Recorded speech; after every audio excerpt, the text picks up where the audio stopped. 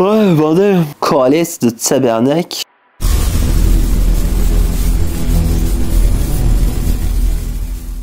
Bonjour à tous, aujourd'hui une nouvelle vidéo, vidéo intéressante, on n'est pas encore en salle, mais aujourd'hui, vous le savez, mon combat c'est devenu les personnes qui vous véhiculent des conneries à partir des études. Donc ce qu'on va faire aujourd'hui, c'est qu'on va analyser une méta-analyse, et là, pas rien, c'est une méta. Donc on va voir aujourd'hui si toutes les méta-analyses sont pertinentes ou non, et aujourd'hui j'ai mon gros dindon avec moi, ma femme, donc pour ceux qui ne le savent pas, elle a un réel cursus scientifique, beaucoup le savent, mais elle a déjà publié dans des revues scientifiques et créé elle-même des études. Donc on est loin du Pékin moyen youtubeur qui veut te parler des études, qui fait des vidéos sur moi, mais finalement on ne sait pas forcément les lire. Donc c'est une étude que j'ai trouvée sur, parce que je fouille en ce moment, je fouille dès que je vois une saloperie, puis je la prends, je la screen. Donc je vous mets le screen à l'écran, c'est sous un réel de Loukoum, donc le petit jeune en ce moment qui a 8 mois de salle et qui fait parler de lui malheureusement pas en bien, puisqu'il nous véhicule quand même pas mal de conneries. Donc on va voir ça ensemble. Alors je vous le dis tout de suite, n'allez pas incendier celui qui a mis l'étude en question. Il faut bien vous rendre compte que les mecs sont endoctrinés, et ce qu'on va vous partager là, si tu n'as pas le cursus scientifique, tu ne le sauras pas, ok? Il y a des choses que tu ne peux pas comprendre qui ne se devinent pas. Ce que nous dit par exemple Geek and Fit, il s'agit pas de juste lire une étude et lire la conclusion. Savoir lire des stats, c'est un métier. Donc aujourd'hui on va voir ça avec mon gros dindon. Oh la main. J'ai pas dit sur quoi elle portait la méta-analyse. J'ai un prix, je m'installe. Donc tu t'appelles. Comment tu t'appelles déjà? Qui es-tu déjà? Je m'appelle Clara Pinozazeza, de mon nom de jeune fille, si vous voulez me trouver sur PubMed, et nom d'épouse Le Sueur, évidemment. Ah oui, c'est vrai, on est mariés. Depuis 3 ans. Je me disais ça brûle. Là. Depuis trop longtemps. Bref. Donc tu es... Alors j'ai un master en recherche médicale, et l'intitulé de mon poste, normalement après ça, j'ai travaillé en tant qu'associé de recherche. Donc j'étais spécialisée dans tout ce qui était maladies ostéo-articulaires. Donc j'ai travaillé dans des services directement reliés à la médecine du sport, et ensuite j'ai bifurqué vers l'oncologie, donc recherche contre le cancer. Et maintenant tu fais? Et bah maintenant je me fais un max de thunes sur le dos de mon mari. Aujourd'hui, on va voir une méta-analyse du coup qui porte sur l'intérêt ou non des séries longues. Et quand on prend par exemple le jeune Loukoum, il nous dit que les séries longues c'est de la grosse connerie. Bon, vous connaissez mon point de vue, je vais pas vous le répéter, mais une série de 30 répétitions voire plus amène évidemment certains intérêts. Mais soi-disant, ça nous amène pas de viande. Donc on va voir si c'est vrai ou non. Donc du coup, ma chaudière va vous présenter, que dis-je, mon lave-vaisselle va vous présenter la méta-analyse en question. Pour ceux qui se demandent si Pierre est comme ça dans la vraie vie, oui, il est vraiment comme ça dans la vraie vie. Et donc, je t'emmerde. Donc l'étude que tu m'as demandé de regarder est une étude de 2017, donc qui est assez récente et qui est en fait une méta-analyse de plusieurs études, on va revenir dessus. Combien d'études? Alors attends, on va revenir dessus. De plusieurs analyses qui parlent du fait que les séries courtes sont plus efficientes que les séries longues. Oui. D'accord, ok. Donc du coup, c'est une méta-analyse, donc comme mon cher époux vous le dit souvent sur ses réseaux sociaux, la méta-analyse c'est ce qu'il y a normalement tout en haut de la pyramide des preuves. Le banger. Voilà, c'est le banger du truc, donc c'est ce qui est censé être le plus fiable. Normalement, quand tu cites une méta-analyse, t'as les science base qui là j'ai des petites crottes derrière. Méta-analyse.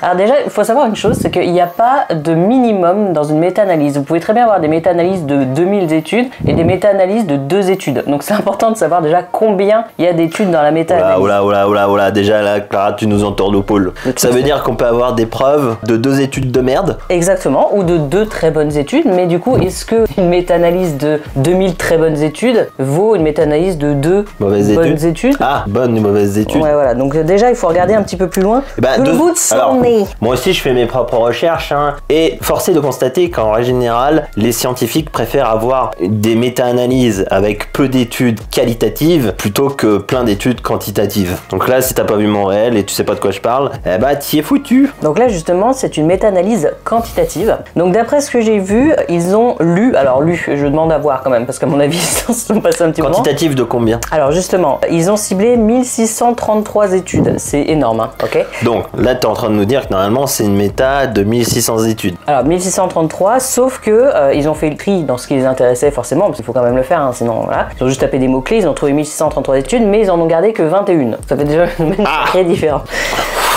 Ok, et les études sont récentes? Alors justement, les études, j'ai regardé. Les études qu'ils ont gardées, il y en a qui datent de 1982, donc il y a plus de 40 ans. Je le rappelle, à cette époque-là, on savait même pas que le sida existait. Hein. Je replace dans le contexte. Oh, le sida, c'est une invention, ça encore. C'est comme le Covid. Et la plus récente est de 2017. Donc vraiment, on a un panel d'études.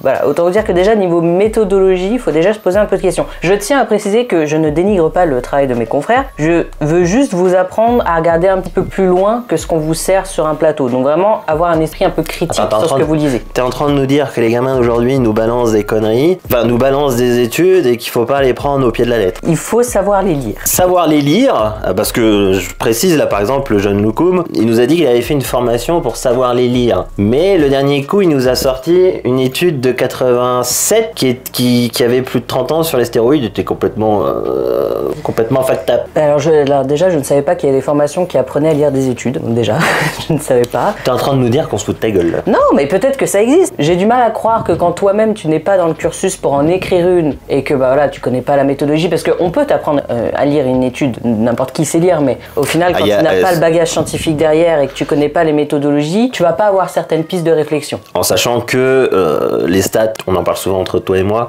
lire des stats, c'est pas aussi simple que ça. Ah non, c'est très compliqué et en plus, parfois, il faut savoir lire entre les lignes parfois. Hein. Et d'ailleurs, c'est ce qu'on va faire là-dessus, hein, pour mettre en avant certains trucs, quoi.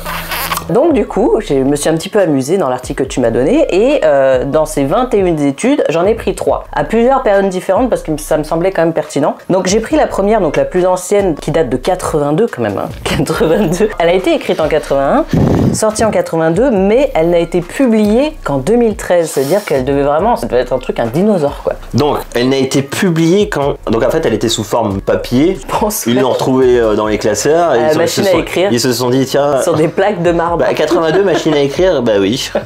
Je sais pas, niveau ordinateur, je sais pas comment on était dans les années 80, mais ça j'ai une image de ma mère qui commence à travailler, je crois que c'était dans les années 82 aussi, avec sa machine à écrire. Hein. Bah, je pense qu'on n'était pas loin quand même. Bon, mais pourquoi pas? Aujourd'hui, elle tape comme ça. Donc, on va pas rentrer dans les biostats parce que ça va être chiant. Mais déjà, rien que pour vous dire que sur ces 3 articles que j'ai sélectionnés, donc le premier de 82, l'article a été mené sur 43 étudiants de sexe masculin. Ok, donc on est clairement sur des débutants parce qu'il est précisé à aucun moment que ce soit des sportifs ou quoi que ce soit. Donc ça, c'est l'étude la plus vieille. La plus vieille, donc 43 étudiants de sexe masculin. Et ce sont des sportifs, c'est quoi? On sait pas, j'ai pas trouvé d'infos. Après, l'article n'est pas disponible gratuitement entièrement. Ah, donc premier point intéressant et rigolo. Pourquoi? Parce que beaucoup d'articles en fait sont payants. Alors il faut savoir que chaque article, normalement c'est entre 50 et 60 balles pour le lire. Autant vous dire que là, dans tous ceux qui ont été utilisés pour la méta-analyse, quasiment tous étaient payants. Donc même si la personne qui vous donne la méta-analyse en vous disant qu'elle est pertinente, ça veut dire qu'il a forcément lu les études qui font partie de cette méta-analyse, il y en a 20, hein, ça se fait très bien de les lire, mais ça veut dire qu'il a dépensé 60 balles par article. Est-ce que c'est possible? Parce que 20 fois 60... Ouh, toi t'es en train de soulever un truc intéressant là. Ça commence à faire un gros budget. Mais pourquoi pas? Peut-être qu'il a de la thune à balancer là-dedans. Attends, on prend quoi? C'est 50 minimum? Minimum, ouais, t'en as qui sont plus chers que ça, mais en moyenne c'est ça. Donc 1000 balles? Ouais, 1200, ouais. 1000 balles? Ouais, ça fait cher les deux. Ça fait cher la connerie surtout. Bon, en tout cas, moi je les ai pas payés, et d'après ce que j'ai, parce que vous avez quand même un petit extrait, et du coup, je ne sais que ça en fait. 43 étudiants de sexe masculin, j'ai rien sur leur diète, j'ai rien sur leurs entraînements, j'ai rien sur leur passif. Si apparemment ils sont en bonne santé. Ah, donc déjà pas de diète, pas de... Je ne sais pas, il y a rien, et puis pareil, niveau peut-être prise d'anabolisant, il y a aucune... Voilà. Non, en 82 ça n'existait pas. C'est surtout en 82, qu'est-ce qu'était la bonne santé pour eux? Alors la bonne santé c'était le rouge à 8 heures. Parce que je pense que c'était encore l'époque de l'IMC, tu vois, par exemple. Donc, bon, bah, tu vas au médecin aujourd'hui, il te dit encore l'IMC. Hein. Oui, mais bon, il y en a qui sont restés bloqués dans les années 80. La deuxième étude du coup que j'ai trouvée était une étude de 96, hein, j'ai coupé la poire en deux. Donc 96, donc l'étude d'Agard, c'est à ceux qui veulent le voir, je vous le mettrai en screen. Donc là ça a été fait sur 22 footballeurs d'élite. Alors j'imagine qu'il parle de footballeurs professionnels. Bon là déjà les stéros... Voilà, donc déjà, pareil, rien sur la diète, rien sur les prises d'anabolisants. Voilà, on sait juste qu'ils se sont entraînés pendant 12 semaines. Ça aussi on va revenir là-dessus un peu plus tard. Donc déjà c'est pas tellement la même population, ça reste des hommes. Mais est-ce qu'ils ont fait du foot à côté? T'en sais rien? Je n'en sais rien. Ouais, donc le Je cardio, sais t'en pas. sais rien, la diète, on en sait rien. Bon, déjà... Je sais pas. Je sais, si, 12 semaines d'entraînement 3 fois par semaine, mais alors, Oui, mais est-ce qu'ils ont fait du cardio à je côté? ne sais pas. En tout cas, c'est déjà des profils différents de la première étude. Parce que la récupération là-dedans, t'en sais rien en fait. On n'en sait rien. Et la dernière étude du coup de 2017 qui cette fois-ci a été menée sur 10 hommes entraînés à la résistance. Alors qu'est-ce qu'ils entendent par là, je ne sais pas. Bah les résistances à quoi? Je ne sais pas, mais c'est 10 hommes, je n'ai pas leur âge. Parce que tu sais, les basketteurs, ils font de la résistance à la gravité quand ils sautent. Peut-être. En tout cas, je n'ai rien sur leur âge. Pareil pour les footballeurs, hein, je n'ai rien sur leur âge. On peut estimer si c'est Ah, footballeur si c'est pro. footballeur pro, élite. Oui, mais à l'époque, en 96, ils étaient quand même plus âgés que maintenant. Maintenant, ils sont quand même jeunes, les footballeurs pro, non? Je dis des conneries. Ah bah oui, on va dire ça, Je sais oui. pas, en 98, ils avaient quel âge? Oui, les non mais je équipes de crois que tu peux déjà jouer à très haut niveau à 16-17 ans, oui. Ouais. Donc voilà, bon déjà pour vous dire que parmi ces 21 études qui ont participé à cette méta-analyse, T'en as chopé 3 et les 3, il y a déjà des gros biais sa mère. il y a des biais. Il y a des biais, après ça veut pas forcément dire que les résultats sont faussés, mais il y a quand même des biais et il faut le savoir quoi. Bah en tant qu'entraîneur, si, je te dis que les résultats sont déjà très faussés. Bon, ça c'est plus mon domaine Ah d'expertise. bah oui, c'est le tien. là les gars, on sera tous d'accord, s'il y a déjà pas de diète de tenue ou quoi que ce soit, ça impacte énormément ta prise de muscle. Ça, tout le monde te le dira, même les science-based. Hein, si à partir de là, les gars, vous n'êtes pas d'accord avec moi, on peut déjà pas discuter, hein, ça c'est sûr. Alors c'est là que ça se corse, parce que du coup je suis allée Rien à voir avec le petit pays en bas de la France. Rien à voir. On va voir la pertinence des résultats de cette étude, ok? Parce que souvent, ce que font les gens qui n'ont pas vraiment de bagage scientifique et qui se basent beaucoup sur les études, et ça c'est quelque chose que, sans dénigrer, hein, c'est quelque chose que... je C'est-à-dire vois tous les beaucoup. coachs, parce que moi le premier, hein, même moi le premier qui lit certaines études et qui les comprend bien mieux parce que j'ai Clara, si moi j'ai Clara à la maison, tout le monde n'a pas une Clara à la maison, je peux vous garantir que les gars, on vous raconte n'importe quoi. Et là mon cher Geek and Fit, je te vise mec, non seulement t'as pas de cursus scientifique, moi non plus, mais si t'es pas capable de me sortir ce que ma femme sort, parce qu'elle a le cursus scientifique, c'est mort en fait, toutes tes vidéos, tu peux tout supprimer ta chaîne, tu nous emmerdes. C'est un peu violent. Au bout d'un moment, il faut le dire aussi. Oui, bien sûr. Hein, Non, je- toi, t'es même pas dans le sport. Non, je suis pas dans le Hein, sport. tu vois C'est ça juste, tu vois juste un Pékin moyen en train de t'expliquer ton métier. Ça me rappelle le Covid, mon Dieu, quelle époque magnifique. Ah, le Covid et le vaccin. Le vaccin. Je passais des heures à expliquer aux gens. Ah, ça vous allez. Bref, En soi, ce n'est pas la question. c'est autre chose et tu fais bien ce que tu veux de ton corps. Voilà, exactement. Qu'on soit clair, je ne suis pas coach, hein, j'ai aucun bagage dans le domaine sportif. Alors, figure-toi que moi, oui. Voilà, on se complémente bien finalement. Mais voilà, en fait, je suis juste là pour vous dire. On se complémente bien. Oui, on a bientôt plus de farine de patate douce d'ailleurs. Ouais, et j'ai mis le retour et je vous regarde dans le retour. Je suis désolé, je regarde là. Bon bref, moi aujourd'hui je ne suis là que pour vous aider à voir un petit peu plus loin que ce qu'on vous donne sur un plateau. Alors souvent les gens qui Et me n'ont pas, sucer. souvent les gens qui se basent sur des études vont lire le résumé, donc le petit abstract qui vous donne un petit peu de contexte, et souvent vont aller directement au résultat. Et c'est normal parce que s'ils vont dans la méthodologie, c'est très compliqué Bah, ils vont à rien comprendre. comprendre. Voilà. Non mais c'est vrai. Après, c'est pas de leur faute. Si t'as pas fait des biostats ou que t'es pas tapé un master en bio, c'est très compliqué quand même de connaître la méthodologie. Ou alors oui, tu peux le lire, mais en fait si tu sais pas comment ça fonctionne réellement dans les faits, Ouais. tu peux pas tellement avoir d'esprit Non, mais critique. ouais, c'est ça. Parce Donc on peut pas que tellement leur en vouloir tu non plus, lis un mais- paragraphe, c'est une chose, mais on te raconte bien ce qu'on veut. Exactement. Même toi, dans ton métier, t'as eu des stats parfois. Et il y a un peu de magouille. Il y a de la magouille. C'est Et on- pas vraiment On parle de physiologie. Mais ils l'ont fait là aussi. On va- Elle on était va dire ça. dans la recherche, dans la recherche médicale, ok. Donc pour vos médicaments, Ouais, faut ouais. le savoir. Mais ça se fait. On pourrait parler des heures là-dessus, mais ouais, ça se fait beaucoup. Bref, c'est pas tellement de la. Si, c'est un peu de la magouille, mais ils l'ont fait là. Donc je vais vous expliquer comment c'est fait. en Alors fait. ça c'est de la magouille différente, mais il y a aussi par exemple, on peut parler du fait qu'il y en a certains qui fassent mal leur boulot, Oui, bien sûr, il y a aussi qui peut ça. totalement fausser ton étude. Dans les années 80, déjà rien que les pratiques de laboratoire étaient totalement différentes. On pipetait l'urine à la bouche, ok. Je vous replace le contexte, maintenant on le fait plus. Mais c'est pour dire que déjà à l'époque, les instruments étaient complètement différents, les manières de faire étaient complètement différentes, donc tu peux pas comparer un contrôle qualité, c'était bien avant les normes ISO, etc. Donc tu peux pas comparer une étude de 2017 à 82. Je suis désolé, enfin oui, tu peux le faire, mais ça n'a aucun sens. Enfin, pour moi, ça n'a aucun sens. Bref. Mais là c'est quand même, on le rappelle, c'est une méta-analyse où il y a les deux. Alors, il y a des études vieilles comme Oui, des oui, nouvelles. c'est vraiment un panel sur 40 ans, quoi. C'est un délire. Ce qui est bien, normalement. Oui, mais... Bon, on va voir que non. Bon, voilà. Donc, en gros, voici les résultats de cette étude. Donc, ils se sont basés sur 1, 2, 3, 4, 5, 6 facteurs. Donc, le maximum d'une répétition, force isométrique, force isocinétique, masse corporelle maigre, hypertrophie musculaire et taille des fibres musculaires. Pour mettre en avant, du coup, la différence entre les séries longues, séries courtes et l'hypertrophie. Donc, déjà, la plupart des critères ne sont pas significatifs, je vous le dis tout de suite. Mais en fait, moi, ce qui m'a interpellé, ils ont le droit de le faire. Parce que, comme je vous ai dit, une méta-analyse, ça commence à partir de 2 analyses, ok? Donc, ils ont le droit d'enlever des études, d'en mettre, etc. Mais déjà, on est passé de 1600 études à 21. Bon, pourquoi pas, ils ont voulu coller un cadre particulier, admettons. Mais au final, ce qui ressort le plus significatif, c'est maximum d'une rep. Sachant qu'ils ont gardé que 14 études sur les 21. Donc, tu es en train de me dire qu'on parle de séries longues et de séries courtes et ils t'ont fait un test sur 1RM. Voilà, déjà. Bon, j'écoute, c'est eux qui l'ont fait. Moi, peut-être c'est pertinent, j'en sais rien. Mais c'est le seul point sur les 6 qui est vraiment significatif. Et encore, ils ont enlevé 6 études dans la méta pour que ce soit significatif. Oula, attends, ils ont pris des études, mais ils ont enlevé certaines. Ils retirent certaines pour les conclusions? Oui, mais tu peux le faire. Au final, ça reste une méta-analyse de 14 études. Donc, tu es en train de me dire que même les scientifiques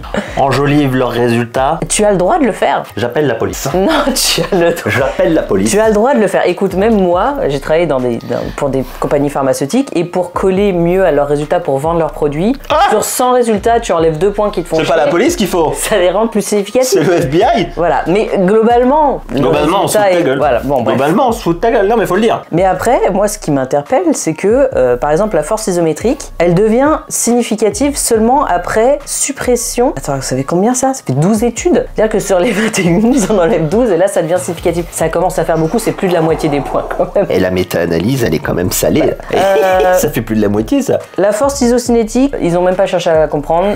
La différence était non significative. Donc, voilà. Et la masse corporelle maigre, attention, parce que là, ils le disent, c'est écrit noir sur blanc, je vous mettrai le screen. Le nombre d'études était insuffisant pour modéliser l'impact de la charge sur les changements de la masse maigre. Donc, ça veut dire que même sur 1600 études, en écrément sur 21, ils ont pas réussi à montrer que c'était significatif sur la masse corporelle maigre. Alors, j'y connais rien en entraînement, mais j'imagine quand même que l'hypertrophie est liée à la masse corporelle. Ouais, alors déjà, d'une. Donc, en fait, si je comprends bien... Ils n'ont pas pu prouver qu'il y avait une différence significative entre séries longues et séries courtes sur la masse corporelle maigre. D'accord. Bon. Donc, on parlera pas de la méthodologie parce que là, c'est trop long, mais sur une multitude d'exercices, etc., ils n'ont pas trouvé de différence entre séries longues et séries courtes. Ouais, sur la masse maigre. Pour l'instant, il n'y a que la force. Hein. Pourtant, nous... Alors, la force a augmenté en plus. La force a augmenté, ouais. Bon, la force a augmenté avec les séries longues. Bordel de merde. On t'a vendu ça comme le Graal de la série longue. À quel moment...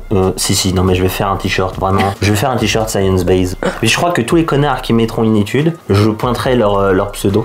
Puis je vais faire un t-shirt entier comme ça. Faut pas acheter toutes les études à la poubelle, faut juste prendre du recul pour les lire. Oui, non, enfin là, attends. Oui, bon, là... Je vous remets le screen si vous voulez. Regarde, c'est écrit noir sur blanc. Elle te prouve que... Ouais. Bah, elle prouve surtout qu'ils ont tort. Alors... Qu'ils ont surtout pas raison. On passe sur l'hypertrophie musculaire. Ah. Et là, ils ont trouvé des résultats significatifs. Le problème, c'est que parmi les 21 études, il y a 5 études influentes à l'intérieur. Donc ça veut dire que c'est les études qui ont les résultats les plus significatifs. C'est-à-dire que si tu enlèves ces 5 études des 21, le résultat devient non significatif.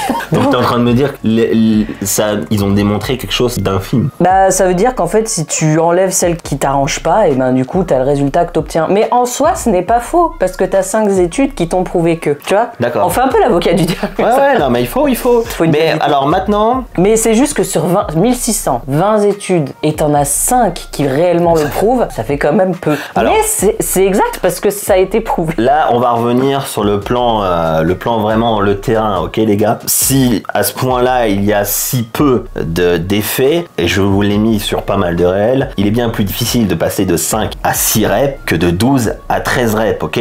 La demande de force bien plus importante. Donc, vous allez impacter bien plus votre système nerveux, contrairement à ce que vous disent les science-based, comme quoi tout le reste qui est avant l'échec, en fait, avant les 5 dernières reps, avant l'échec, c'est du junk volume. Et en fait, non, ça a du sens. Non seulement ça a du sens pour la longévité, pour votre cycle de progression, pour avoir une progression linéaire et surtout pour que vous ne vous grillez jamais nerveusement. On finit sur la taille des fibres musculaires, où là, le nombre d'études était insuffisant pour modéliser l'impact de la charge sur la taille des fibres musculaires. En fait, il faut bien vous dire que quand on écrit une étude, la partie la plus intéressante à lire, et souvent les gens pensent que c'est les résultats, c'est la partie de discussion. Parce qu'en fait, en tant qu'auteur, je le sais parce que j'en ai écrit 3, vous êtes obligé de vous faire une autocritique. Et cette autocritique, elle est dans la discussion. C'est-à-dire qu'en fait, nous, scientifiques, on va vous donner les résultats d'une étude, mais on est obligé de se contredire, de faire une antithèse de ce qu'on a fait. On lit d'abord les résultats, en plus c'est comme ça qu'on lit une étude, on lit d'abord les résultats pour avoir une idée des méthodes qui ont pu être utilisées. C'est beaucoup plus simple d'avoir une critique en ayant le résultat plutôt que de lire d'abord la méthodologie. Alors, ce que je ferai d'abord, c'est que je lis le résumé pour le contexte, ensuite je lis les remerciements pour voir si ça n'a pas été biaisé par une entreprise pharmaceutique. Oui, alors ça on n'en a même pas parlé. Ensuite, je lis les résultats et ensuite je lis la discussion. Ok. C'est ce que je ferai. Parce que du coup, la discussion critique le résultat. Vous voyez ce que je veux dire? Et d'ailleurs, justement, dans la discussion, ils disent méta-analyse. Les résultats de cette méta-analyse peuvent fournir des données spécifiques concernant la prescription de charge d'entraînement pour favoriser l'hypertrophie et la force musculaire. En ce qui concerne le développement de la force musculaire, il faut avant tout tenir compte des besoins de l'individu. Donc en fait, même eux disent qu'en fait, il y a beaucoup de biais. Et que oui, d'accord, scientifiquement, on a prouvé que dans certaines études, attention, hein, sur 1600, finalement, t'en as peut-être une dizaine, qui prouvent que les séries courtes sont potentiellement plus hypertrophiques que les séries longues, mais que il faut avant tout se fier à l'individu, quoi.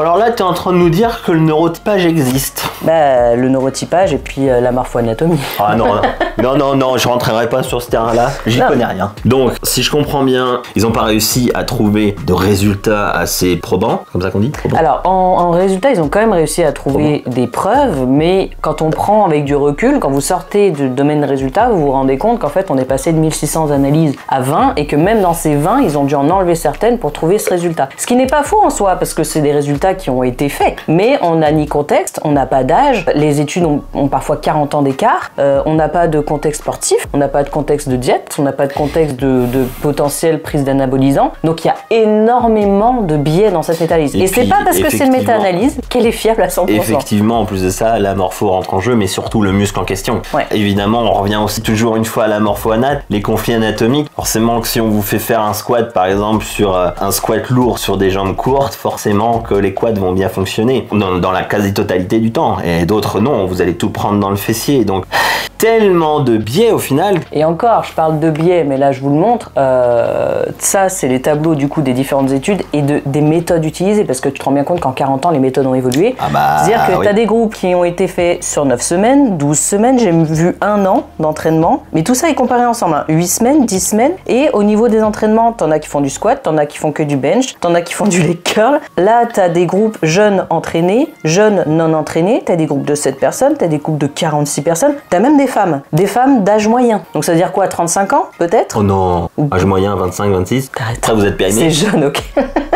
Donc voilà, regarde, c'est un délire. Donc en fait, t'as plein, et puis regarde, t'as différents trucs de RM aussi. T'as 3 x 8, 12 RM. Ah oui. T'as 7 x 80%, 4 x 50%. Donc en fait, oui, on parle pas du training, hein, évidemment. Tous les programmes sont complètement différents. C'est un énorme délire. Et en fait, ils ont tout comparé entre eux. Mais une méthode en fait qu'ils ont écrémé de fou, parce que pour pouvoir trouver des trucs similaires et diminuer les biais, il va falloir vraiment que c'est pour ça que parfois tu te retrouves qu'avec. Pourtant, c'est quelque chose d'assez facile à prouver, je trouve. Bah maintenant oui, avec les connaissances qu'on a, mais en 1980. Ouais, non, mais on prend quelque chose. On pourrait faire une étude très simple. Donc en fait, il faudrait faire un truc tout bête. On prend un truc avec peu de biais, enfin peu de. Il faudrait qu'ils aient le même âge. Il faudrait qu'ils aient le même âge. 4 groupes. La même morpho. Simple. La même morpho. Donc alors 4 groupes, même morpho, non. 2 groupes avec les avant-bras courts, 2 groupes avec les avant-bras longs. Un qui fait les séries courtes, un qui fait les séries longues. Donc ça fait 4 groupes. Et puis voir ça sur 1 an avec tous le même training. Enfin 2 trainings différents du coup. En fait, c'est ça le truc, c'est qu'il faut pas non plus taper sur les scientifiques, parce que nous, on nous donne des sujets de recherche. La recherche, ça coûte très cher. Et t'imagines que suffit des gens, 4 groupes sur 1 an. Non, mais ils y peuvent rien. Et en plus, il faudrait les mettre en centre, parce que chez eux, tu sais pas ce qu'ils font. Bien sûr. Et tu peux rien gérer. Donc ça coûte très cher. Et c'est pour ça d'ailleurs qu'il y a assez peu d'études pertinentes finalement sur l'entraînement, parce que ça rapporte pas d'argent. Bah, on est loin. On s'en fout. Enfin, c'est pas qu'on s'en fout de l'entraînement, mais on est d'accord que. Bien sûr, si, on s'en fout de l'entraînement. C'est pas ce qui rapporte. Et la recherche scientifique, j'adore ça, hein, j'ai travaillé là-dedans, mais ce qui rapporte le plus, c'est la cancéro. C'est l'ostéo, les médicaments. Voilà, les médicaments, donc, la pharma. Et c'est pour ça d'ailleurs, hein, on va pas revenir là-dessus, mais que le vaccin du Covid a été développé très rapidement. C'est parce que ça a touché tellement de gens. Oula. Que l'argent a afflué. Mais c'est pour ça que ça a été vite, parce qu'il y a des millions qui ont été injectés. Et en fait, c'est pas de commentaires sur le Covid, les gars. Je suis pas dans ce débat-là, on en a rien à foutre. Non, c'est vraiment juste pour vous expliquer comment la recherche fonctionne. C'est juste que là, sur l'entraînement, il n'y a jamais de bourse importante pour ça. On s'en fout. Bah, il y a les miennes.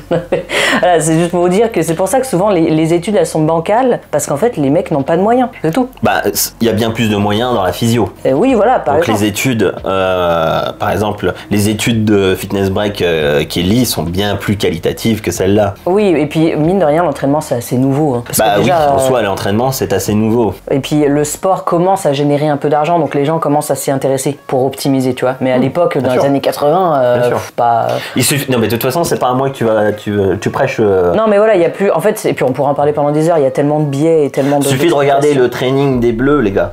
Vous allez sur YouTube, tapez entraînement des Bleus en salle de sport, vous allez rigoler. Hein. Ah, ils bouffent des chocos trésors le matin. Griezmann. Non, mais vous allez rigoler. Hein. Mais voilà, tout ça pour dire que les études c'est bien, il faut les dire, c'est intéressant, mais il faut prendre beaucoup de recul sur ce que vous lisez, parce parce que parfois on vous sert ça sur un plateau et on n'a pas tous aussi le bagage de les lire. Je suis désolée, mais non, bah je sais pas si vous vous rendez compte, mais tout ça c'est en anglais.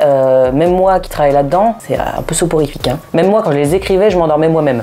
Pour vous dire à quel point c'est chiant. Donc, et puis tu sais, ils rendent pas ça fun. Regarde ça. Non, bah non, c'est pas fun. C'est noir et blanc, c'est dégueulasse, c'est écrit en tout petit, c'est insupportable. Alors les biostats, ça donne vraiment envie de se suicider pour le coup. Hein. Donc voilà, quand on vous sort une étude, quelle qu'elle soit, il y en a qui sont très bonnes, hein, mais il faut... Oui, il y a des études qui sont très bonnes. Voilà. Mais les gars, je vais vous donner un conseil. Et là, c'est curieux parce qu'il a déjà fait une vidéo avec cette personne. C'est littéralement insupportable. Allez suivre Olivier Bollier. Olivier Bollier vous donne des études, il en parle, mais surtout, il donne aussi des biais. Et il a une très bonne critique, ça a du sens. Écoutez-le parler. Et en plus de ça, c'est un très bon préparateur physique. Attention, on parle de prépa physique pure pour d'autres sports. On parle pas de bodybuilding, mais au moins, c'est quelqu'un d'intelligent qui a de la bouteille et qui a un sens critique sur ce qu'il lit. Hein, il vous sort pas ça comme ça, tiens, mange. Non, il fait ça intelligemment. Si je peux me permettre aussi un petit mot de la fin en tant que scientifique, parce qu'encore une fois, je suis pas entraîneur ni quoi que ce soit, mais dans ce que je sais, je pense que c'est mon domaine d'expertise et que je peux le dire, le risque zéro en science n'existe pas et il est impossible d'affirmer quelque chose à 100%. Ça n'existe pas. Il y aura toujours des exceptions génétiques, il y aura toujours, on en apprend toujours. La presse à cuisse. On apprend toujours plein de choses. On va en parler, les gars, ça va arriver. Avant on déménage, mais je vous assure, on va en parler. Que ce soit dans le sport, même en cancéro ou n'importe, si quelqu'un arrive avec une étude et vous dit c'est comme ça et pas autrement, déjà prenez du recul parce qu'en fait, même moi j'ai sorti des études sur des choses et j'ai sorti des résultats, mais je sais moi-même qu'il y a des biais et je sais que dans 10 ans mon étude elle sera obsolète. Donc vraiment prenez du recul là-dessus parce qu'il n'y a pas de vérité absolue, ça c'est clair. Clara, merci. Je t'en prie. Où est mon chèque? Quand t'auras fait la vaisselle. Super. Bon voilà, c'était une petite vidéo informative. Il me semblait important de revenir là-dessus et de toute façon ce sera mon combat premier aujourd'hui parce que j'en ai vraiment marre de ce qu'on appelle des science-based aujourd'hui. Ils vous véhiculent tous des conneries et des screens de certaines études. Alors pour ceux qui me suivent, je les suis de près, ceux qui sont dans mes canaux le voient, je screen énormément d'études, je lis énormément de choses. Donc croyez bien que ça va prendre du temps, mais la désinformation arrive plus vite que l'information. Donc je ferai mon maximum de toute façon pour être le plus objectif possible à chaque fois, le plus impartial et surtout éviter de vous raconter des conneries. Mais tout ce que je vous dis déjà de base, c'est basé avant tout sur l'expérience, sur ce qui a déjà été prouvé, d'accord? Pour la morpho-anat, de toute façon, on a des études qui sont en train d'arriver, ça prend du temps, hein, la morpho-anat, l'impression qu'ils ont découvert ça l'année dernière. Donc voilà, mais ça va arriver et le jour où on aura une chier d'études à ce niveau-là, ils pourront plus nous dire grand-chose. Ce sont des études très très simples à réaliser. Donc voilà, d'ici là, je vous fais des bisous et puis on se voit dimanche prochain. Never stop, I'll get it if I want it. Gotta make to myself a